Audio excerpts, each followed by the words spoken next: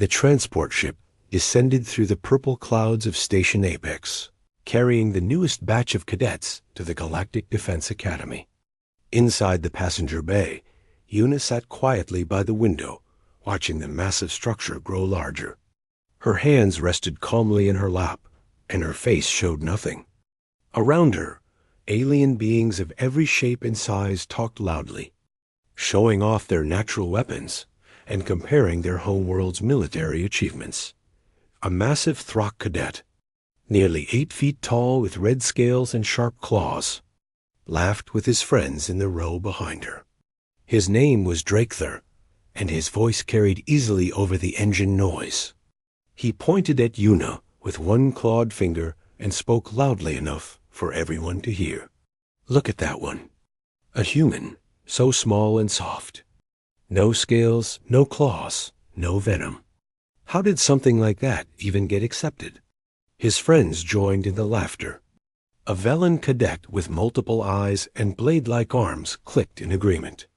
"Perhaps they need someone to carry supplies. Humans are good at holding things, I hear." Una did not turn around. She continued looking out the window as if she had not heard anything. Her breathing remained steady and slow. Years of practice had taught her how to ignore words that did not matter. The ship docked with a loud clang, and the bay doors opened. The cadets filed out into the Academy's main reception hall. The building was enormous, with ceilings so high they seemed to disappear into darkness. Holographic displays showed the Academy's proud history, battles won, and heroes created. Hundreds of cadets gathered in organized groups based on their species. Una stood in a small cluster of humans, only 12 in total, among nearly 300 cadets. The other species towered over them, or flew above them, or slithered between them. The humans looked nervous, their eyes darting around at beings who could tear them apart without effort. An instructor stepped onto the central platform. She was Velen, with smooth gray skin and 4 arms that moved independently. Her voice was sharp and clear. "I am Instructor Velis. You are here because your species believe you worthy. The Academy does not care about belief. It cares about results. You will be tested. Most of you will fail. Those who succeed will defend the coalition. Those who fail will return home with nothing." She tapped a device on her wrist, and names appeared in the air above the cadets' heads, glowing in different colors. "You have been assigned to squads. Find your color. Report to your squad leader." Una looked up. Above her head floated the word OMEGA in dull gray letters. She walked through the crowd, searching for others with the same marking. Gradually, 6 other cadets gathered in the same spot. None of them looked impressive. A small Corrin with damaged feathers. A Minner who moved too slowly. 2 Throcks who were half the size of normal ones. Another human, a young man who looked terrified. And a Velen who only had 3 working arms. They were the rejects. Squad Omega. Their squad leader approached. He was a human officer with graying hair and a stern face. His uniform carried the rank of commander, and his name tag read Te.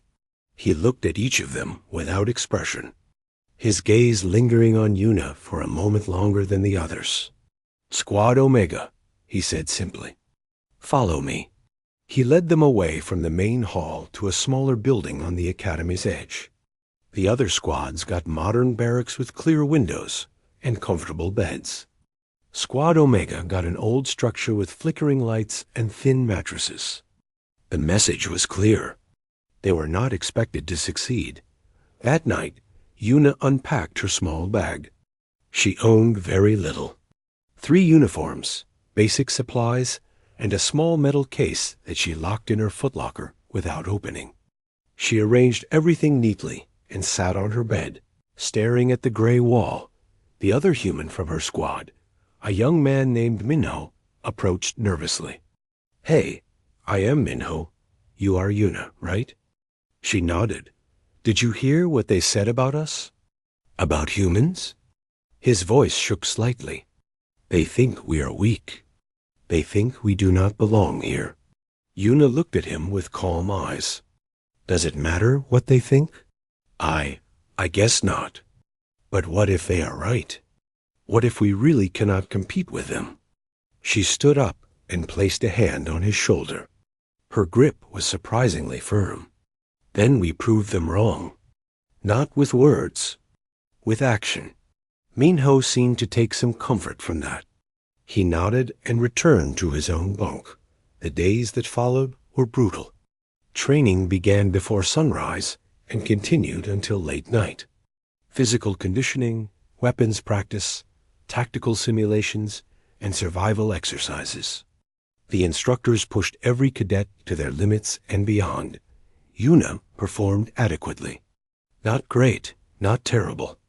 She completed the obstacle courses in average time. She hit targets during shooting practice, but never scored highest.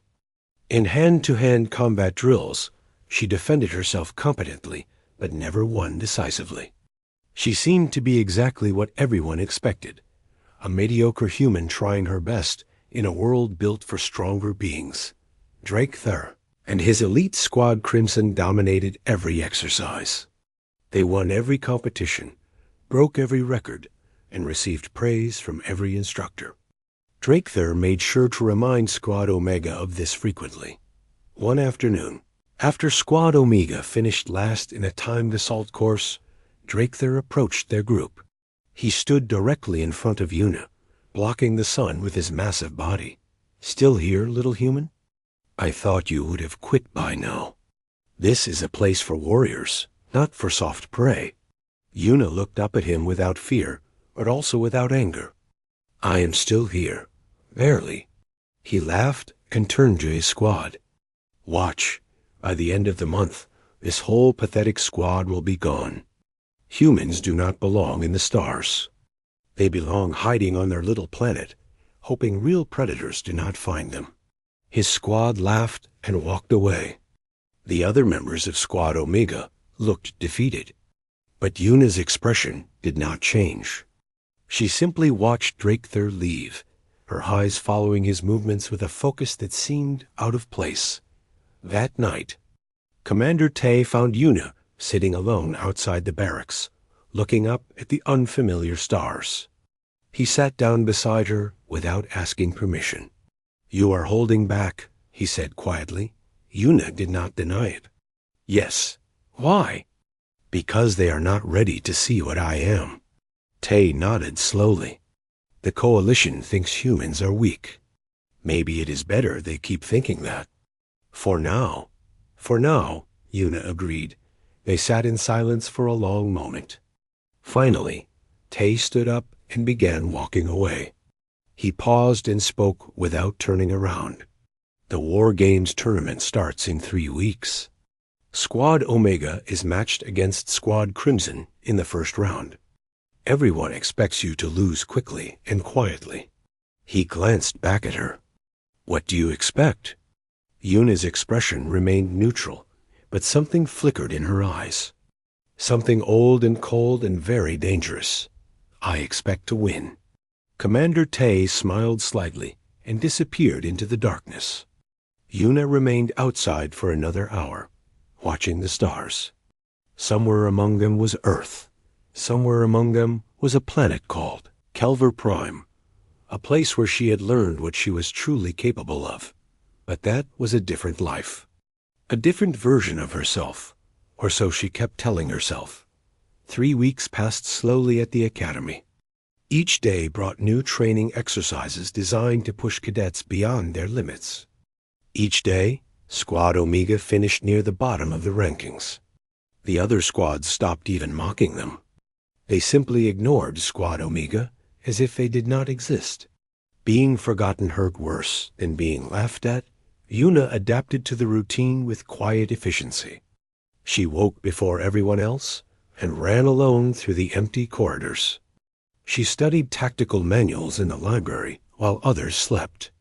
She practiced weapons maintenance until her hands moved without thought.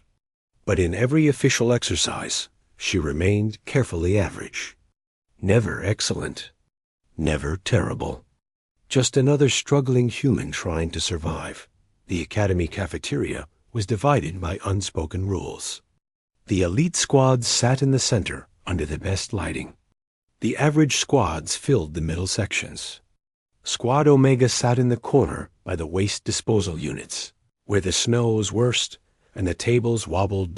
My NHO pushed his food around his plate without eating. I heard Squad Crimson finished the night navigation course in half the required time. How are we supposed to compete with that? The small Corin named Kriya ruffled her damaged feathers. We cannot. We should request a forfeit. At least we would keep our dignity. Yuna ate her meal in silence, listening but not speaking. She had learned long ago that words were wind. Only actions mattered. A shadow fell over their table. Drakethir stood there with his entire squad behind him. He carried a datapad that displayed the tournament brackets. Squad Crimson versus Squad Omega. First match. First elimination. I wanted to personally inform you, Drakethir said with mock politeness, that our match has been approved. 3 days from now. The scenario is urban combat. Capture the objective before time expires. He leaned down, his fangs very close to Yuna's face. The betting pools have you losing in under 10 minutes. I think that is generous. I give you 5. Yuna looked up at him with calm eyes. We will be there. Of course you will. Running away would be even more embarrassing than losing. He laughed and walked away, his squad following like a pack of predators who had just spotted easy prey. Kriya made a sound like a wounded bird. This is disaster. We should tell Commander Tay we cannot participate. Medical reasons. Equipment failure. Anything. No. Yuna spoke quietly, but with absolute certainty. Everyone at the table stopped and looked at her. We are going to fight, and we are going to win. The table went silent.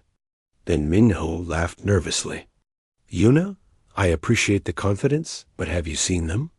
They are monsters. They are trained killers. We are. We are Squad Omega. Yuna set down her fork with precise control. Yes, we are Squad Omega. They expect nothing from us. That is our advantage. The Velan named Velain gestured with his 3 working arms. What advantage? They are stronger, faster, better equipped. They have won 12 straight matches. We have won nothing, exactly.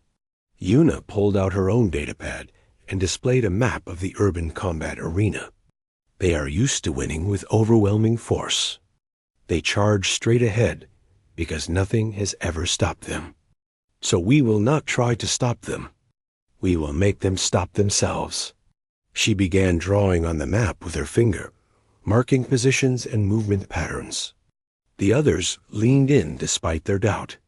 There was something different in her voice now. Something sharp and certain. The arena has 40 buildings, 6 major streets, and 12 alleys. The objective is always placed in the center square. Squad Crimson will do what they always do. They will split into 2 groups, advance from opposite sides, crush resistance, and claim victory. Standard military doctrine. And we cannot fight standard military doctrine, Minho said. We will lose. We will not fight standard military doctrine. Yuna's finger moved across the map, marking specific buildings. We will use irregular tactics, misdirection, traps, psychological pressure. We will make them afraid. Kriya clicked her beak. Make Throx afraid? Impossible. Everything is afraid when it cannot see the enemy. Yuna looked at each of them.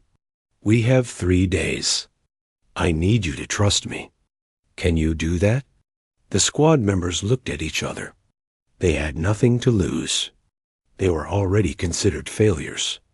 Slowly, one by one, they nodded dot for the next 3 days. Squad Omega trained differently than ever before. Yuna took them into the practice arenas during off hours when no one was watching. She taught them movements that were not in any manual. How to move silently. How to use shadows. How to set up ambush points and disappear before the enemy arrived. The other squad members were confused at first. These were not proper military tactics. They were guerrilla methods, street fighting, survival techniques. But they learned quickly because Yuna was a surprisingly good teacher. She did not shout or insult them when they made mistakes. She simply showed them again, her movements smooth and practiced. It became clear that she had done all of this before, though no one knew where or when. On the second night of training, Kriya pulled Yuna aside. "Where did you learn to fight like this? This is not academy training. This is not even regular military training." Yuna was quiet for a long moment. "I learned where it mattered." "Where?" "Somewhere I hope you never have to see." Kriya did not ask again. Meanwhile, in the academy archives, another human student named Hana worked late organizing old military files. She was not a combat cadet. She had washed out of training months ago and now worked administrative duties. She knew Yuna slightly from the few human gatherings. While filing coalition military records, she noticed something strange. A file that kept appearing and disappearing in the system. Every time she tried to access it, it vanished. But she caught glimpses. A mission designation. Operation Blackstone. A planet name. Kelver Prime. And a rank with most of the name redacted. Lieutenant Yu. The file locked itself with a clearance warning. Eyes only. Console-level access. Hana stared at the screen. Why would a simple military record require console-level clearance? She tried different search terms. Kelver Prime. Human operations. Special Forces. Nothing came up except the same locked file. She made a note to herself to ask Yuna about it later. But something told her that Yuna would not answer. The night before the tournament, Commander Tay found Yuna alone in the empty training hall. She was running through close combat forms with a practice knife. Her movements faster and more lethal than anything she had shown in official exercises. "You are not hiding it very well anymore," Tay observed. Yuna stopped moving. "I know, but it does not matter now. Tomorrow they will see. Are you ready for that? For them to know?" She looked at the practice knife in her hand. "No, but I am tired of pretending to be weak. I am tired of letting people think humans are nothing." Tay nodded. "Just remember, once they see what you can do, they will ask questions. Questions that lead to answers you may not want to give. I know. The Coalition is not ready to understand what happened at Kelver Prime, what you did there, what it cost." Yuna's hand tightened on the knife. "Then they should not have put me in a tournament against someone who thinks humans are prey." Tay smiled slightly. "Fair enough. Good hunting, Lieutenant. I am not a lieutenant anymore. Tonight you are not. Tomorrow?" He shrugged. "Tomorrow we will see who you become." He left her alone. Yuna stood in the silent training hall for another hour, not moving, barely breathing. Somewhere in her mind, she walked through the tournament arena. She saw every building, every corner, every sightline. She planned every movement her squad would make, every trap they would set, every moment of the battle. This was what she was built for, what she had been made into on a distant planet when she was too young to understand the cost. Now the galaxy would see what a human could do when survival was the only option. Not all predators had claws. Some had minds that turned battlefields into mazes where the hunters became the hunted. Tomorrow, Drakethir would learn that lesson. Tomorrow, everyone would learn. The arena was full. Nearly 1,000 cadets and instructors filled the observation decks above the urban combat zone. Large screens displayed the betting odds for every match. Squad Crimson versus Squad Omega, showed numbers that made some people laugh. 50-1 against the humans and their reject squad. Una stood with her team in the preparation room. They wore light armor and carried standard training weapons.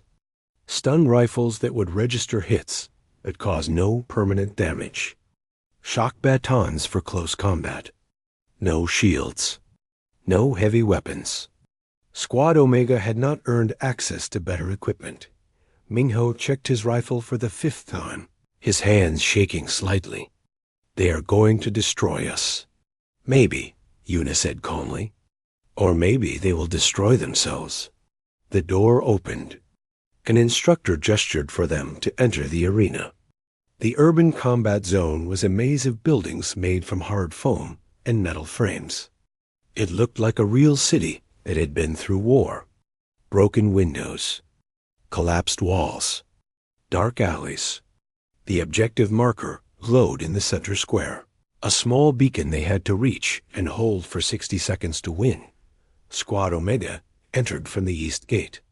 Across the arena, Squad Crimson entered from the west.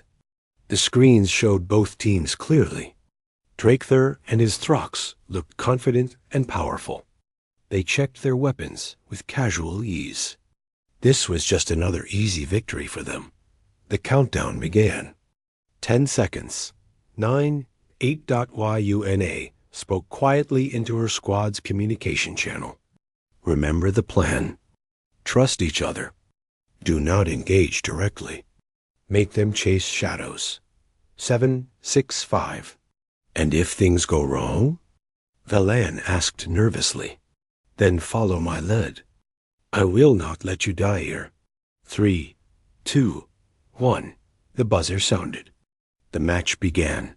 Squad Crimson immediately split into 2 groups, as Una had predicted. 4 Throx went left, 4 went right.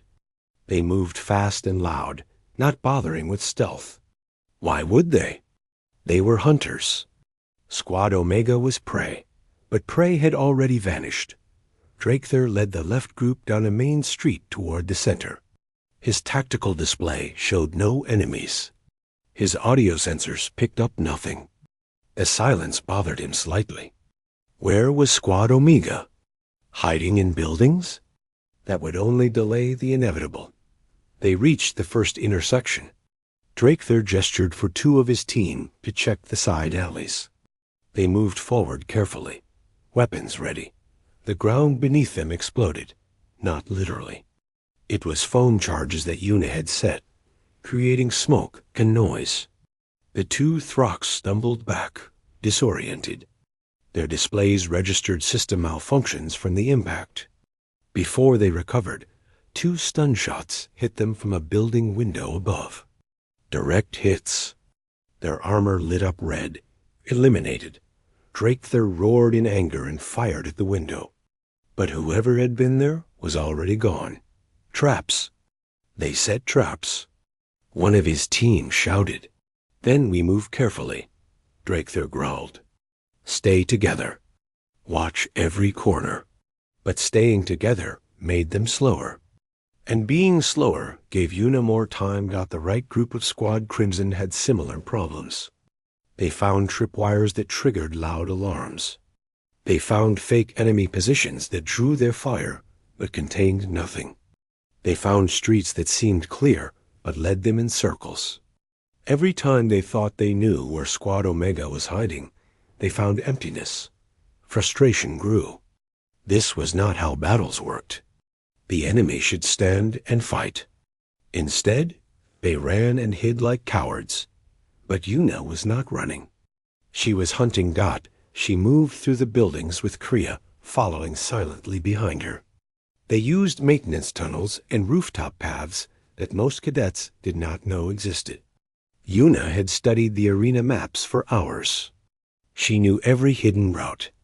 They reached a position overlooking the center square. 3 Throx from Squad Crimson had made it there and were setting up a defensive position. They thought they were winning. They thought Squad Omega was scattered and afraid. Una made a hand signal. Kriya nodded and activated a device that projected sounds of running footsteps from a different building. The Throx heard it and turned that direction, weapons ready. Una dropped from the roof behind them, landing silently. Her stun baton connected with the first Throx's neck before he knew she was there. Eliminated. The second one turned. But Kriya's shot hit him center mass. Eliminated. The third one was faster, managing to raise his weapon, but Una was already moving. She ducked under his aim, swept his legs, and struck him twice before he hit the ground. Eliminated. 3 enemies down in less than 5 seconds. The observers in the stands went quiet.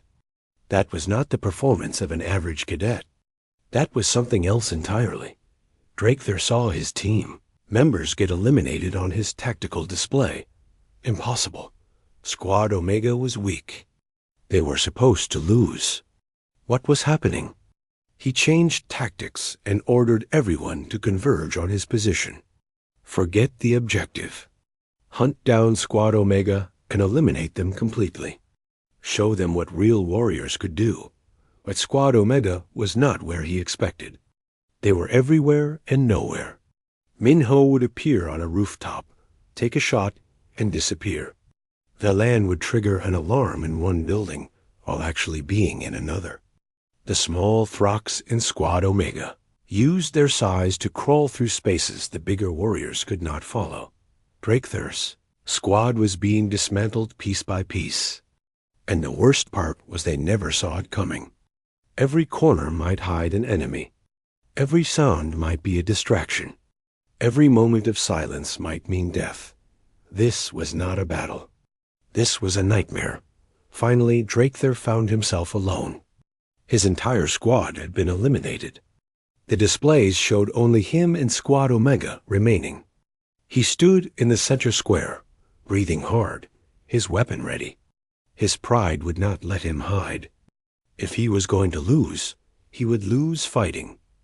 Una stepped out from a building entrance 20 feet away. No weapon in her hands. Just standing there, watching him. "Fight me directly," Drakethir demanded. "No tricks. No traps. Just warrior against warrior." Una tilted her head slightly. "Why would I do that? I am not trying to prove anything. I am trying to win. Because you are a coward. Because humans are weak prey who can only survive by hiding. If that is what you want to believe." She began walking toward him slowly. "But you are wrong about one thing. I am not prey. I never was." Drakethir roared and charged. He was twice her size and 3 times her weight. His claws extended. His species had hunted predators on their home world for thousands of years. One small human would break like dry wood. Una did not run. She did not dodge. She stepped forward to meet him. What happened next was so fast that the observers had to watch the replay 3 times to understand it. Una used Drakethir's own momentum against him. She redirected his charge with precise strikes to nerve clusters that even Throx had. She moved like water, flowing around his attacks, always 1 step ahead. Every movement was efficient. Every strike had purpose. This was not academy training. This was combat experience that could only come from real battles where mistakes meant death. 30 seconds later, Drakethir was on the ground, his armor lit up red. Eliminated. The shock on his face was total. He had been beaten by someone half his size without her even using a weapon. Una stood over him. "You are a good fighter, Drakethir, but you have only fought in training. You have never fought someone who had to win to survive. That makes all the difference." She walked away, leaving him on the ground. Squad Omega gathered at the objective marker and held position. 60 seconds ticked down. The buzzer sounded. Match over.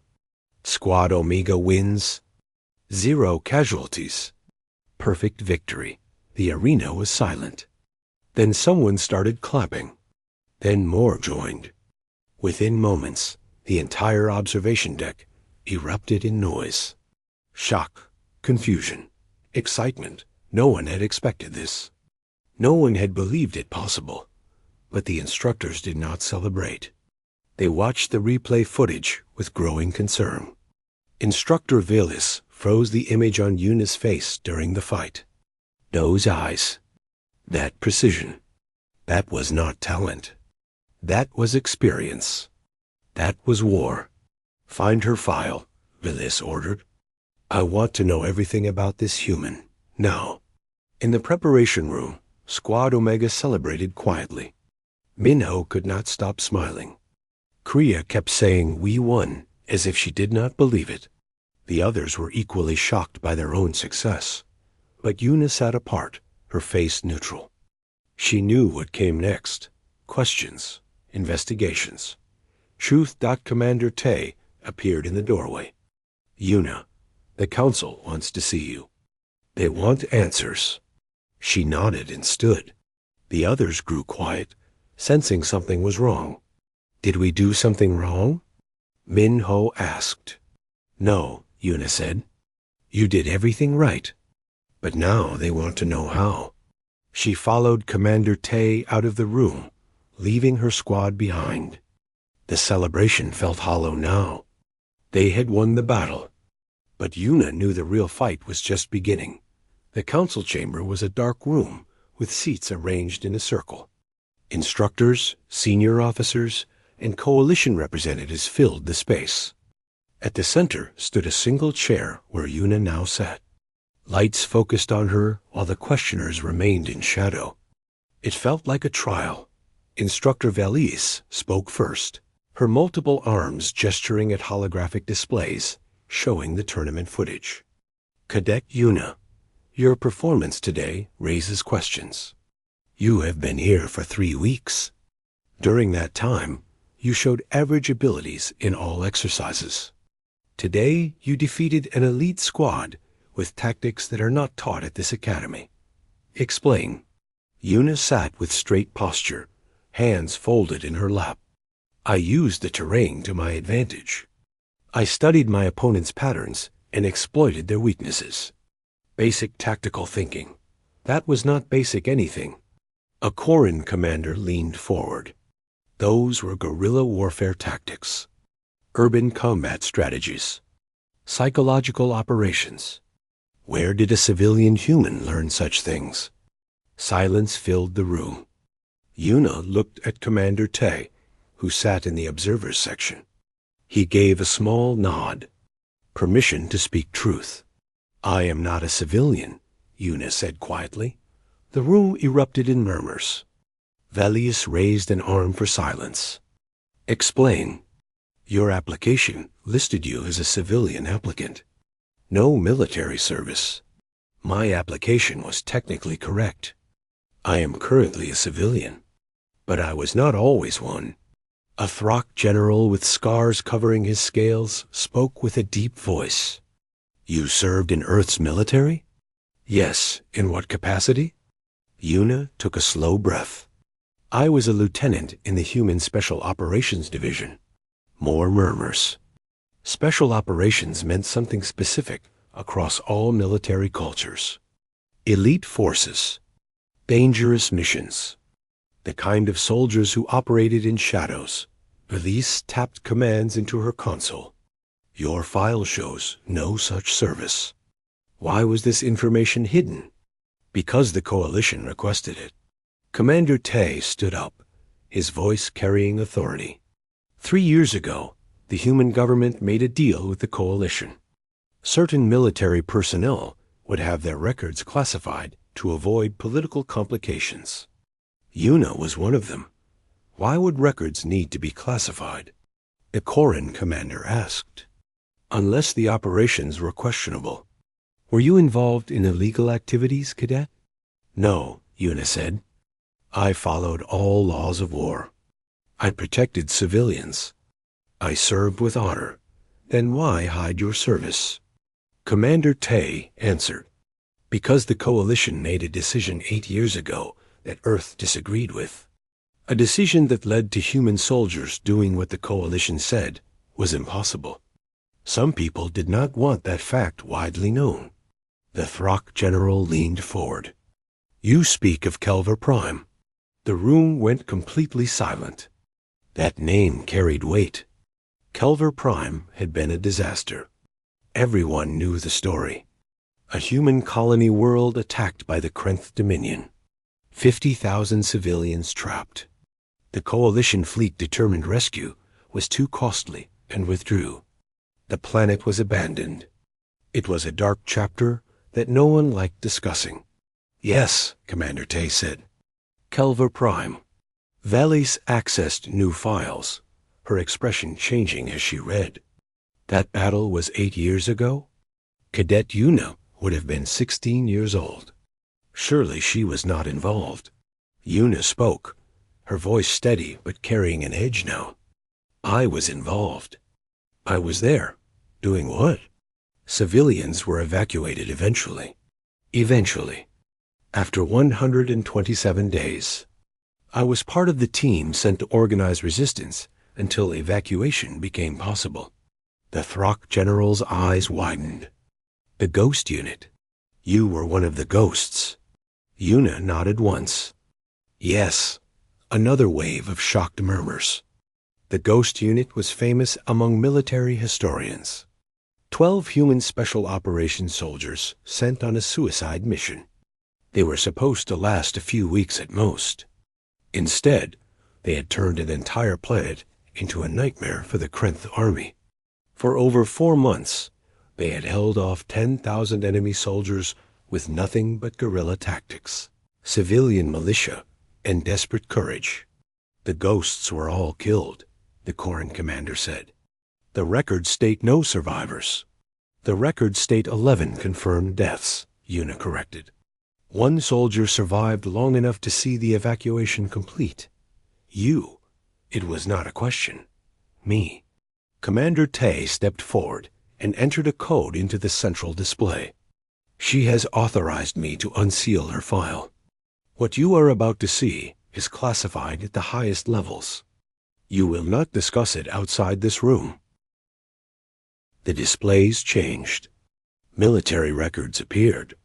Combat reports. Statistical data.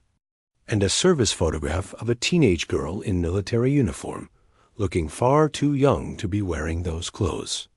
But her eyes in that photo were already old. Elise read aloud, her voice carrying disbelief. Lieutenant Una Kim, age 16 at deployment. Role, Communications Specialist. Unit, Special Operations Group 12, Designated Ghost Unit. Mission, Kelver Prime Civilian Protection and Resistance Organization. The data continued scrolling. Mission duration, 127 days. Estimated enemy casualties from Ghost Unit operations, 3,847. Confirmed kills attributed to Lieutenant Kim personally, 214. Civilians successfully evacuated, 47,382. Team survivors, 1. The room was silent. These were not the numbers of a soldier. These were the numbers of a war. The Throck general spoke with something like respect in his voice. You fought the Krenth for 4 months. You were a child. I was a soldier, Una corrected. Age does not matter when people are dying. What happened to the rest of your team? The Corps commander asked. Una's expression did not change, but something flickered in her eyes. Old pain that never fully healed. They died protecting civilians. They died buying time for evacuation ships to arrive. They died because the Coalition decided human lives were not worth the cost of a proper rescue. The accusation hung in the air. No one contradicted it. It was true. The Coalition had abandoned Kelver Prime. Only Earth had cared enough to try. You took command, Velis said, reading further. When your unit commander was killed on day 3, you assumed leadership. At 16 years old, you commanded not just your remaining team, but organized civilian resistance groups. You turned farmers and teachers into fighters. I did what was necessary. You taught children to kill. I taught children to survive? Yuna's voice was harder now. The Krenth did not care about age. They killed everyone they found. So yes, I taught teenagers how to use weapons. I taught them how to hide, how to fight, how to run. And because of that, thousands of them lived long enough to be evacuated. But at what cost? The Koran commander asked quietly. What did it cost you to become that person? Yuna did not answer immediately. When she spoke, her voice was distant. Everything. I lost my childhood. I lost my friends. I lost the ability to sleep without nightmares. I lost the girl I was before that planet. She looked up at the shadowed figures judging her. But 47,000 people got to go home. That was the trade. I would make it again. The displays showed more data. Tactical reports describing operations that seemed impossible. A night raid where 5 soldiers eliminated an enemy command post of 30 officers. An ambush that destroyed supply convoys for 2 weeks straight. A psychological operation that made the Krenth army afraid to leave their fortified positions after Dark Dot, and all of it coordinated by a teenage girl who had learned war because survival demanded. Drakethur's voice came from the back of the room. He had been allowed in as the defeated squad leader. You fought Krenth for 4 months. We trained for years and are proud of our warrior culture. But you survived what would kill most of us. And you did it before you could legally drink alcohol on your own world. I survived because I had no choice, Yuna said. You trained for honor. I fought for survival. Those are very different things. Why did you come here? Velis asked. Why apply to the academy if you already have more combat experience than most instructors? Because I am tired of fighting. I wanted to learn how to prevent wars instead of winning them. I wanted to see if the galaxy could be better than what I experienced. Yuna looked around the room. But then people laughed at me, called humans weak, called us prey. And I realized that some lessons need to be taught the hard way. Commander Tay stepped forward. Lieutenant Kim received the Coalition Star for extreme valor. She received the Human Medal of Honor. She received commendations from 4 different governments. And then she was medically discharged due to psychological trauma and spent 2 years in recovery. She did not apply to this academy for glory. She applied because she wants to protect people without having to kill anyone. That is who she is. The council members looked at each other. This changed everything. The weak human cadet they had dismissed was actually a decorated war hero. The girl they had laughed at had fought battles that would break most of them. Finally, the Throck General spoke. The tournament continues. Squad Omega advances. Lieutenant Kim will be given full rank recognition as a veteran officer. This information will be distributed to all cadets and instructors. No more secrets. And if I refuse? Yuna asked. Then you will be expelled for falsifying your application. Yuna smiled without humor. So I must be known as the Ghost of Kelver Prime, whether I want to or not. You earned that title, the general said. Refusing it dishonors those who died earning it with you. Yuna stood up. Then I accept. But understand this. I am not that person anymore. I will teach. I will train. I will help others become better. But I will not be your weapon. We do not ask you to be. Good. She walked toward the door, then paused. And for what it is worth, Drakethur is a good fighter.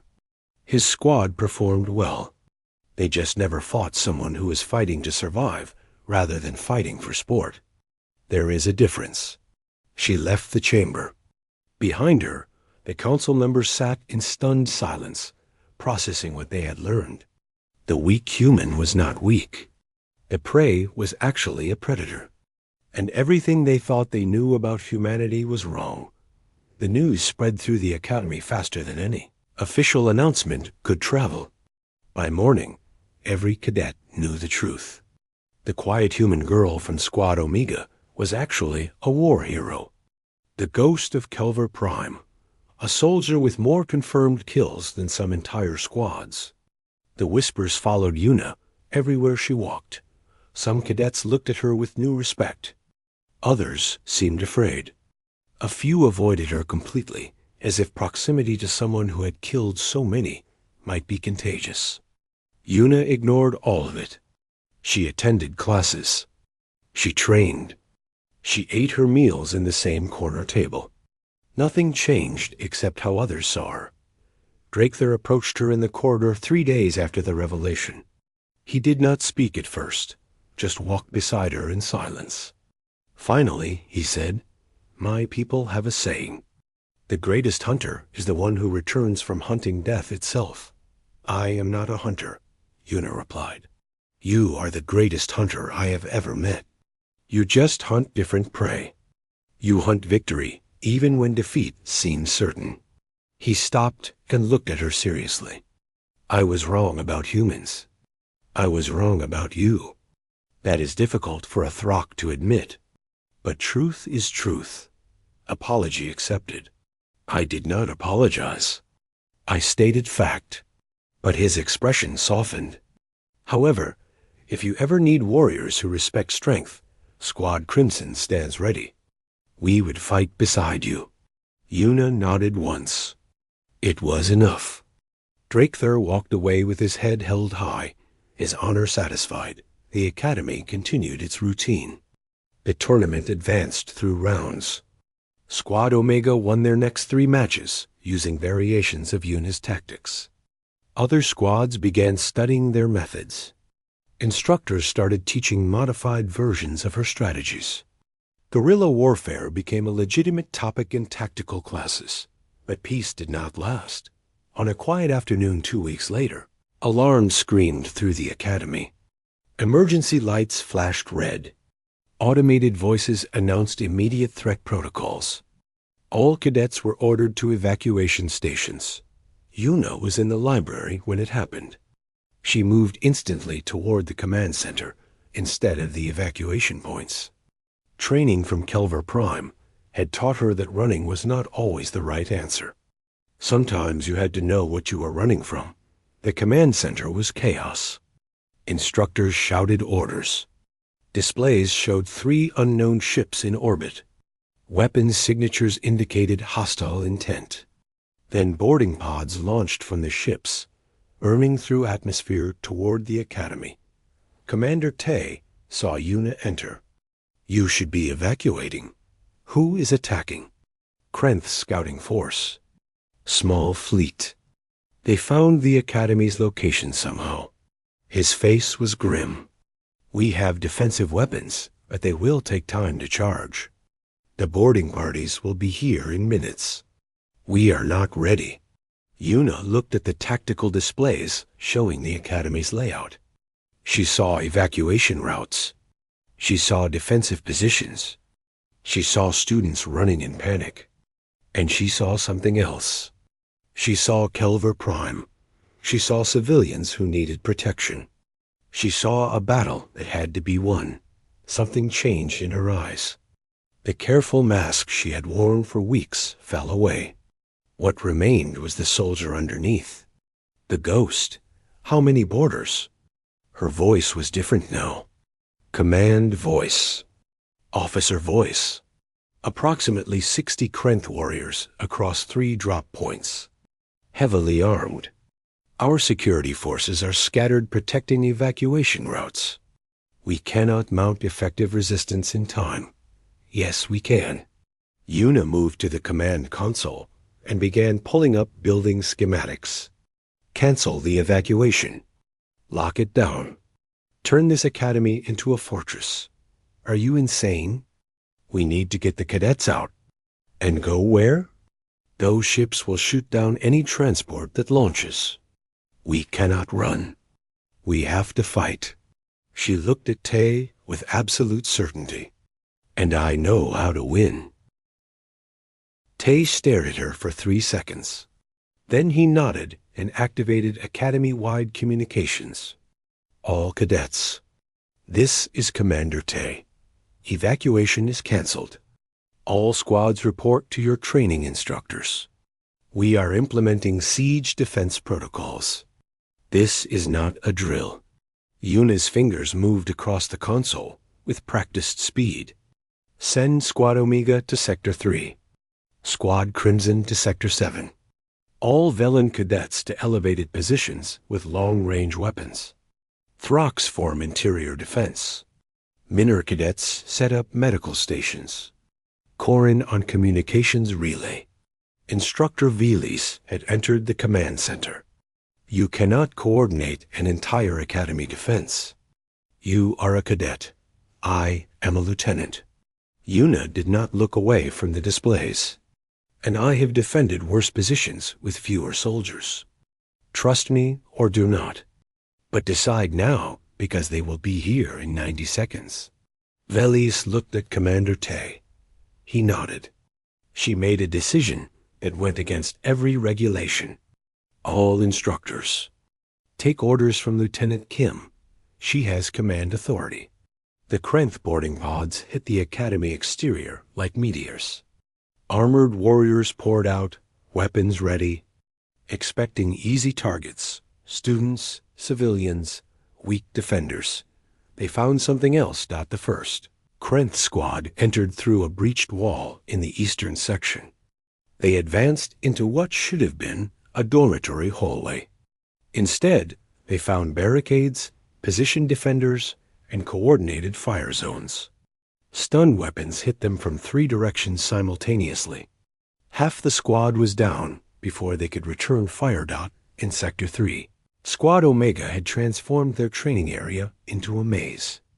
Yuna had taught them well. The Krenth warriors found doors that went nowhere, corridors that looped back, and constant ambush from unexpected angles. Minho and the others fought with confidence now. They knew these tactics worked because they had seen them work. Drakethur and Squad Crimson defended the main hall with Throck, ferocity enhanced by Yuna's tactical positioning. They did not charge blindly. They held ground. They used cover. They fought smart. And when Krenth warriors tried to push through, they found that even Throx were more dangerous when they stopped relying only on strength. Velen cadets provided supporting fire from elevated positions. Their multiple arms allowed them to reload without stopping. Their tactical thinking was enhanced by having seen how Yuna used terrain. They turned balconies into death zones and stairwells into choke points. Yuna stood in the command center, watching multiple displays at once, adjusting tactics in real time. She directed squads where they were needed. She identified weak points and reinforced them. She predicted enemy movements and prepared responses. This was what she had done on Kelva Prime. This was what she was built for. But war always came with cost. Krenth Heavy Squad broke through in Sector 5 using explosive charges. They pushed deep into the academy before defensive forces could respond. They were heading toward the medical station where wounded cadets were being treated. Yuna saw it happening. She grabbed a rifle from a security locker. I am going to Sector 5. You are needed here, Veles said. More needed there? Yuna was already moving. You can coordinate from here. Follow the patterns I established. Trust the cadets to execute. She ran through corridors she had memorized weeks ago. Her body moved with efficiency learned through desperate battles. She was not fast compared to some aliens, but she was fast enough, and she knew exactly where she was going. The Krenth Heavy Squad had reached the medical station entrance. 6 large warriors with advanced armor and heavy weapons. They raised their guns to fire into a room full of wounded cadets and medical staff. Yuna came around the corner at a full sprint. She fired as she moved, dropping one warrior with a shot to a weak point in his armor's neck seal. She rolled behind cover as return fire shredded the wall where she had been standing. One human? The Krenth squad leader laughed. The mighty Academy defense is just one small soldier? One is enough. Yuna's voice was cold. She grabbed a flash charge from her belt and threw it blind around the corner. The Krenth expected it and looked away. But Yuna had thrown it high, bouncing it off the ceiling. The angle was wrong for where they were looking. The flash went off behind them. Yuna moved before the light faded. She came around the corner low and fast. Close combat was not about size. It was about precision. Her baton struck nerve clusters and joint connections. Her movements were economy of motion. No wasted energy. No unnecessary flourish. 30 seconds later, 5 Krenth warriors were on the ground, their armor systems reporting eliminations. The squad leader remained, and he was genuinely skilled. He matched her for 10 moves, his training evident. But Yuna had something he lacked. She had fought when losing meant death. She had fought when every mistake cost lives. She had fought until fighting became instinct deeper than thought. She won. He went down. The medical station was safe. Yuna stood breathing hard, adrenaline making her hands shake slightly. A young Minor cadet peeked out from the medical station door. You saved us. You saved yourselves by staying calm. Yuna checked her rifle. Now get everyone into the interior rooms. Lock the doors. Stay quiet. This is not over yet. She returned to the command center. The battle was turning. The Krenth had expected easy victory, but found organized resistance. Their boarding parties were being systematically eliminated. The Academy defense was holding dot. Then sensors detected something worse. The Krenth ships in orbit were charging weapons. They were going to bombard the Academy from space. If they could not capture it, they would destroy it. How long until coalition reinforcements arrive? Yuna asked. 20 minutes, Commander Tay said. We cannot survive orbital bombardment for 20 minutes. Yuna looked at the tactical display showing the Krenth ships. A plan formed. It was dangerous. Probably suicidal. But it might work. It had to work. Hannah. Yuna activated the communication to the archives where her friend had been sheltering. I need you to access the Academy's main transmitter. Boost power to maximum. What are you doing? Tay asked, winning. Yuna began recording a message. She spoke in Krenth language, her words chosen carefully. Krenth Fleet Commander. This is Lieutenant Yuna Kim of Earth Special Operations. You may know me as the Ghost of Kelver Prime. I killed 214 of your warriors on that world. I turned an entire planet into a graveyard for your army. Today, I have eliminated your boarding parties. Every warrior you sent is dead or captured. If you fire on this academy, coalition forces will arrive and destroy your ships. You will gain nothing and lose everything. Or you can withdraw now and report that the ghost still hunts. Choose. She sent the message. The command center was silent. It was a bluff. Mostly. The boarding parties were not all eliminated yet.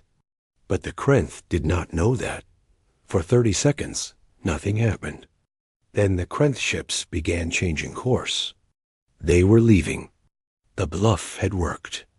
The name Ghost of Kelver Prime carried enough fear that even a small threat from her was taken seriously. The Academy erupted in cheers.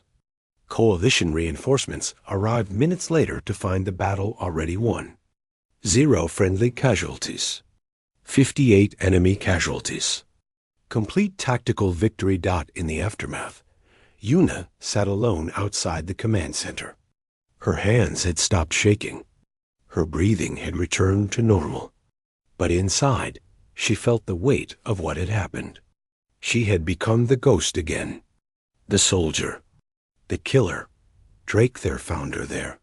He sat down without asking permission. You saved everyone. I did what was necessary. More than necessary. You could have evacuated. You could have let others fight. Instead, you chose to protect everyone, even though it meant becoming the soldier you tried to leave behind. Yuna did not answer immediately. Finally, she said, "I cannot stop being who I am. I can only choose how to use it." The next day, the Academy's leadership made an official announcement.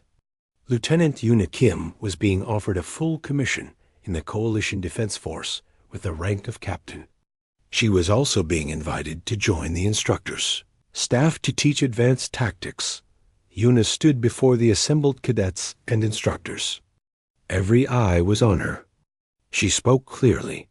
"I accept the teaching position. I will not accept the combat commission. I have fought my war. Now I want to teach others to fight their smarter, to win with fewer deaths, to protect instead of destroy." She looked across the crowd. Humans do not win because we are stronger. We win because we adapt, because we think, because we refuse to quit, even when quitting makes sense. That is what I will teach. The crowd was silent. Then someone started clapping. Squad Omega, then Squad Crimson. Then others joined until the entire assembly was showing approval. Weeks later, Yuna stood in front of her first official class. Cadets of every species filled the room. No one was laughing now. No one called her weak. They knew better. "This course is called Survival Tactics," Yuna began. "It is not about honor. It is not about glory. It is about making sure you and your team come home alive. If that makes you uncomfortable, there is the door." No one moved. Good. First lesson. Never underestimate your enemy. But more importantly, never underestimate yourself. I am human. I have no claws, no armor, no venom. By every physical measure, I should not be standing here. But I am, because I learned that survival is not about what you have. It is about how you use what you have.